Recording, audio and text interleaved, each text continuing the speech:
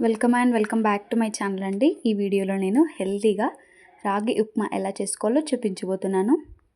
ఇందులో కాల్షియం అనేది చాలా ఎక్కువగా ఉంటుంది కాబట్టి చిన్నపిల్లలకైతే ద బెస్ట్ రెసిపీ అని చెప్పొచ్చు. అండ్ విమెన్స్కి కూడా కాల్షియం నీడ్ ఉంటుంది కాబట్టి వాళ్ళు కూడా హ్యాపీగా తినొచ్చు. ఇది పిల్లలకి లంచ్ బాక్స్లోకైనా, మార్నింగ్ బ్రేక్ఫాస్ట్లో అయినా అండ్ ఈవినింగ్ డైట్లో ఉండేవాళ్ళు లైట్ ఫుడ్ తీసుకుంటారు కాబట్టి ఇందులో ఫైబర్ ఎక్కువగా ఉంటుంది. సో వాళ్ళకైనా చాలా మంచి రెసిపీ. సో ముందుగా 1 కప్ పిండిని 2-3 మినిట్స్ లో ఫ్లేమ్లో ఫ్రై చేసుకోవాలి. ఆ తర్వాత ప్యాన్లోకి కొద్దిగా ఆయిల్ వేసి ఆవాలు, జీలకర్ర, కట్ చేసి పెట్టుకున్న పచ్చిమిర్చి అండ్ సన్నగా కట్ చేసుకున్న వెల్లుల్లి కూడా వేసి ఫ్రై చేసుకోవాలి. ఆ తర్వాత సన్నగా కట్ చేసి పెట్టుకున్న ఉల్లిపాయ ముక్కలు అండ్ కొన్ని క్యారెట్ ముక్కలు వేసి కలిపి మెత్తగా మగ్గనివ్వాలి. కొన్ని కాజు అండ్ పల్లీలు, 2 రెమ్మల కరివేపాకు కూడా వేసి లైట్గా ఫ్రై చేసుకోవాలి. మిల్లెట్స్ అనేవి హెల్త్కి చాలా మంచిది కాబట్టి రెగ్యులర్గా తినడానికి ట్రై చేయండి.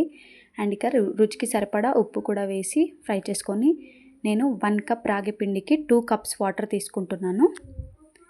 వాటర్ కూడా పోసి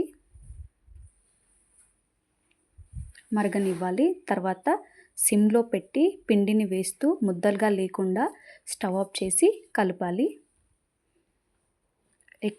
ఎక్కడ ముద్దలుగా ఉండకుండా చూసుకోవాలి.